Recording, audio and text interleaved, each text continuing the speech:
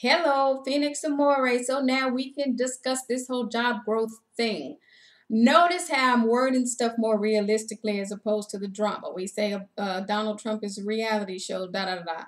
I say a businessman because he's a businessman, right? Let's just keep it real. So, here's the reality of the situation. When you're building an administration, you really needed more of a mix of people rather than a whole lot of lawyers. This is what I was trying to school people on, right?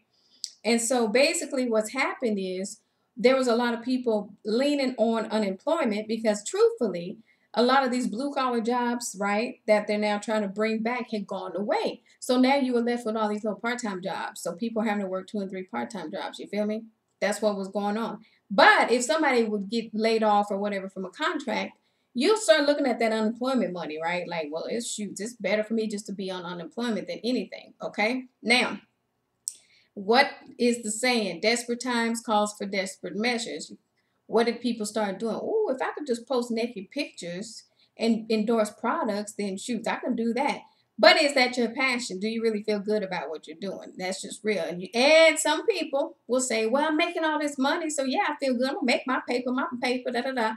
Fine, but I can tell you now, I even read for some prostitutes. I'll keep it real with you. So I know there's some of them call and they're depressed, even though they have this money.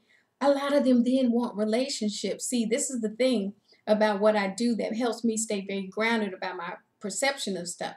They're making this money and but they need to depend on, some guy like, oh, this guy has a lot of money and would he ever settle down with me? See, some of them get into that mode where they're a little heartbroken because it starts becoming more real to them. Like, I may be kind of stuck in this profession, even though I have money and all that kind of stuff. When it comes to me wanting to really be committed, what if I catch feelings for one of my clients, right?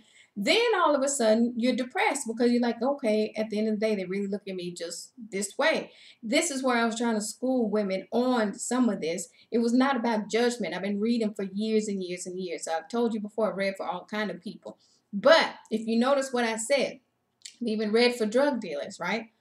Now, it's not that kind of reading like, oh, you this dealing this and that. Some of it really, a lot of the smart ones get into businesses, but then they change. They're thinking about running a business. You can't run some business like you ran your street business. And see, those are the ones that I respect.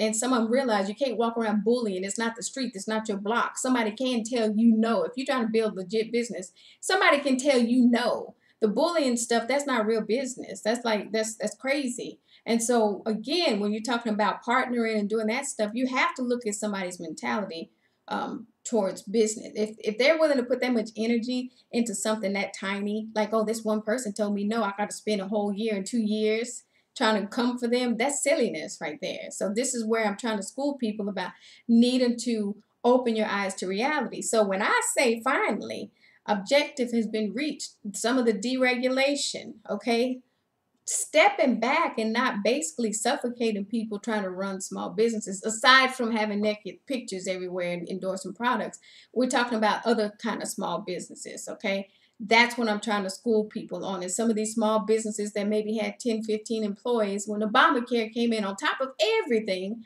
that started taking a lot of people's money from growing their business. So now you just had this whole convoluted craziness going on where the articles say one thing, but people in their household and their bank accounts and all that looking at something different, going, no, this is not what I'm seeing. So now you finally have it right there in your face, bringing back some blue collar jobs that affected both white and black folks. And this is something that was created through this whole Obama administration, right? These are the things where I step back and am very objective. And I told my friend straight up. Again, the issue was, okay, who they selected, right, to run for the Democrats. Bottom line, it did not work out. Now, at the end of the day, I broke it down to people. 4 years from now, Trump may not even run, but what we have now is the reality of economy that needs to be fixed. It just is what it is. Take care.